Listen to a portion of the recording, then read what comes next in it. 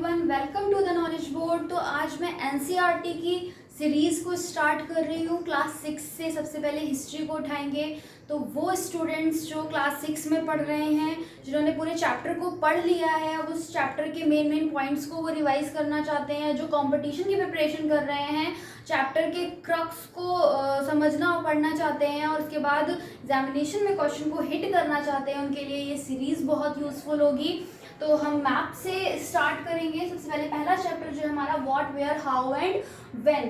तो ये जो रेड कलर की आप बाउंड्री देख रहे हैं, ये इंडिया की सीमा है, भारतीय सीमा है। ऊपर से स्टार्ट करते हैं। सबसे पहले सुलेमान पर्वत, किरतार पर्वत एंड गारो हिल्स। यहाँ पर पहली बात तो ये समझ लो कि सुलेमान पर्वत किरतार कहाँ है? पाकिस्तान में। गारो हिल्स इंडिया की है। इंडिया में भी कहाँ पर? मेघालय में। गारो, खासी, जयंतिया कहाँ पाई जाती हैं? मेघालय में पाई जाती। इन्हीं के नाम पर जनजातियों के नाम, ट्राइब्स के नाम भी पड़े हैं, गारो, खासी और जयंतिया जनजाति। क्लियर हो गया? तो सुलेमान, किरतार और गारो हिल्स में यहाँ पर सबसे पहले एग्रीकल्चर की शुरुआत होती है। कब? 8000 ईयर्स अगो। कब होती है शुरुआत? 8000 ईयर्स अगो। और एग्रीकल्चर में भी सबसे पहले किस चीज की खेती होती है? व्हीट एंड बार्ले की। इसकी व्हीट एंड बार्ले की मैंने बना दिया सो दैट आपको रिमेंबर रहे। और रियरिंग ऑफ एनिमल्स भी सबसे पहले इसी रीजन में स्टार्ट हुए। और वो एनिमल्स कौन से थे?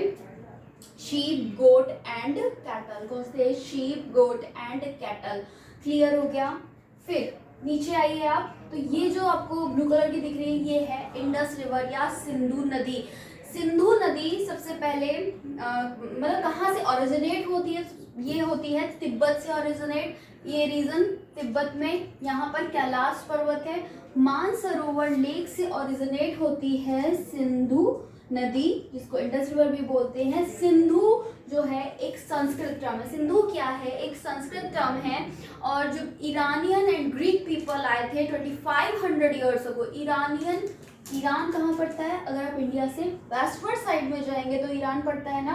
तो Iranian Greek people 2500 years ago जब यहाँ आए तो इन्होंने इस नदी को इंदोस या हिंदोस या इंडोस कहा। क्या? हिंदोस या इंडोस कहा। And people who live on the eastern side of the Indus River are known as the Indian। उन्होंने उनको इंडियंस बोला। और उस लैंड को जो ईस्टर्न साइड में है इंडस रिवर के, उसको क्या बोला? इंडिया बोला। क्लियर? तो सबसे पहले जो नगर विकसित हुए, अर्लीस्ट आरंभिक नगर, अगर अर्लीस्ट टर्म लगा हुआ आ रहा है कि आरंभिक नगर का विकास कहाँ पर हुआ, तो सिंधु नदी के किनारे हुआ। कहाँ? सिंधु नदी के किनारे, इंडस रिवर के किनारे।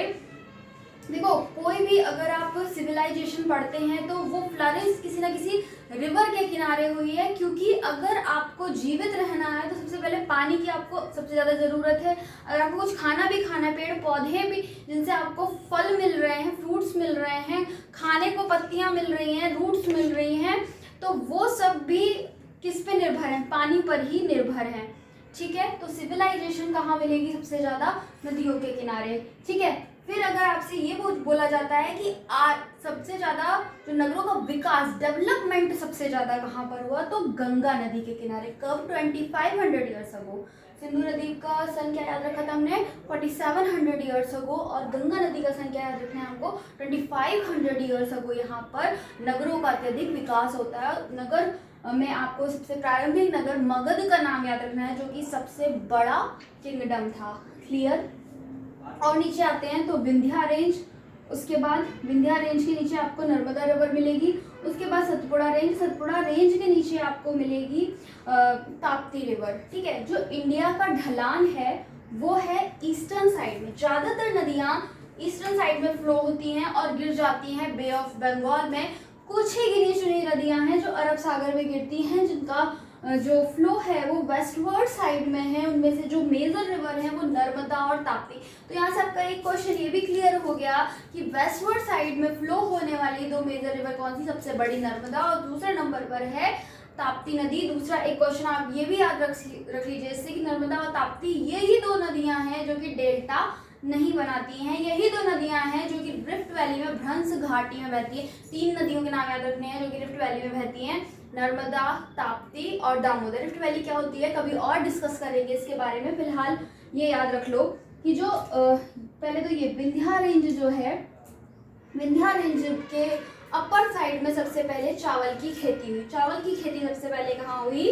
विंध्या रेंज के अपर साइड में। व्हीट और बार्ले हमने पढ़ लिया सुलेमानपुर में, चावल कहाँ पर? विंध्या रेंज के अपर साइड में। उसके बाद नर्मदा नदी से आपको याद रखना है कि जो हंटर और गैदरर्स थे वो सबसे ज्यादा नर्मदा नदी के किनारे पाए गए। हंटर जो कि शिकार करते थे, गैदरर जो कि फॉरेस्ट प्रोड्यूस को गैदर करते थे, जैसे कि रूट्स हो गया, फ्रूट्स हो गए, लीव्स हो गए, वुड्स हो गई, है ना, फॉरेस्ट प्रोड्यूस को गैदर करते थे। ऑब्वियस सी बात है, नदी के किनारे ही सबसे ज्यादा पेड़ पौधे फ्लरिश करेंगे और वहीं से चीजें मिल सकती हैं, ठीक है।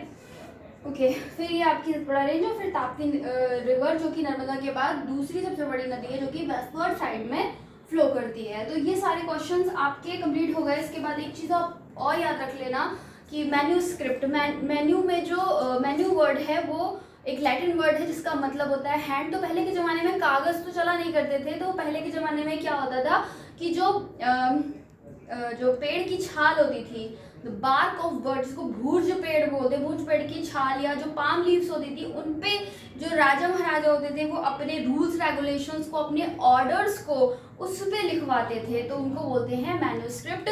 अगर आपको वीडियो अच्छा लगता है तो प्लीज़ लाइक, सब्सक्राइब करें और शेयर करें। Thank you so much.